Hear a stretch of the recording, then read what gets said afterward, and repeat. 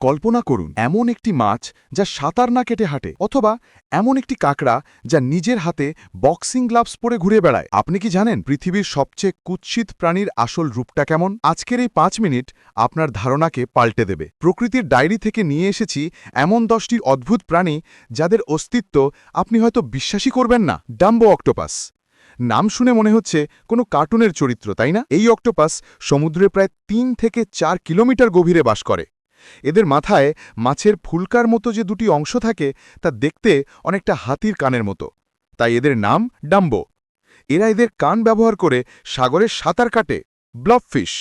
আচ্ছা, পৃথিবীর সবচেয়ে কুৎসিত প্রাণী কোনটি? অনেকেই এক বাক্যে বলবেন ব্লবফিশ। গভীর সমুদ্রে থাকার সময় এদের দেখতে স্বাভাবিক মনে হলেও যখন এদের সমুদ্রের ওপরে নিয়ে আসা হয় তখন পানির চাপের অভাবে এদের শরীর জেলির মতো থলথলে হয়ে যায়। দেখলে মনে হবে যেন একটা জেলাটিনের দলা। স্টার নোজড মোল। এই প্রাণীটির নাক দেখলেই আপনি চমকে যাবেন। এদের নাকের ডগায় আছে 22টি ছোট মাংসল শুঁড় বা টেন্ট্যাকেল, যা দেখতে তারার মতো। এই শুঁড়গুলো এত সংবেদনশীল যে এটি মাত্র 1 সেকেন্ডেরও কম সময়ে শিকারের অবস্থান চিহ্নিত করে ফেলতে পারে। পৃথিবীর দ্রুততম শিকারী প্রাণীদের মধ্যে এটি অন্যতম। লাল ঠোঁট ব্যাটফিশ। যেন লিপস্টিক পরে আছে কোনো মাছ। গ্যালাপ্যাগোস দ্বীপপুঞ্জে দেখা মেলে এই অদ্ভুত মাছটির, যার ঠোঁট টকটকে লাল। সবচেয়ে মজার ব্যাপার হলো এরা কিন্তু খুব বেশি সাঁতার কাটে না। বেশিরভাগ সময়ই এরা তাদের পাখনা ব্যবহার করে সমুদ্রের তলদেশে হেঁটে বেড়ায়। ভেনেজুয়েলান পুডেল মথ। এটি একটি নতুন আবিষ্কৃত পোকা। 2009 সালে ভেনেজুয়েলায় প্রথম এর দেখা মেলে। এর শরীর দেখলে মনে হবে যেন সাদা পশমের একটা ছোট্ট পুতুল। অনেকটা মথের মতো দেখতে হলেও এর পশমী শরীর একে দিয়েছে পুডেল মথ নামটি। ম্যান্টিস শ্রিম্প বা বক্সার ক্র্যাব। ছোট্টই কাঁকড়োটার কৌশল দেখলে আপনি হেসে উঠবেন।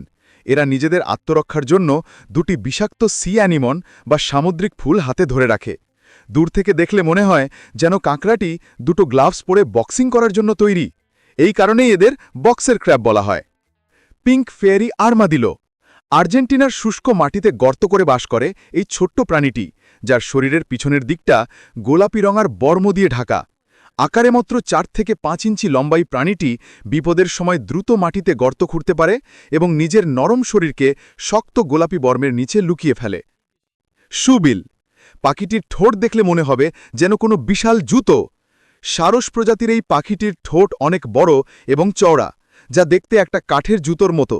বিশাল এই ঠোঁটের সাহায্যে এরা সহজেই শিকার ধরে। প্রাচীন মিশর এবং আরবের গল্পে এই পাখির উল্লেখ পাওয়া যায়। Yeti crab.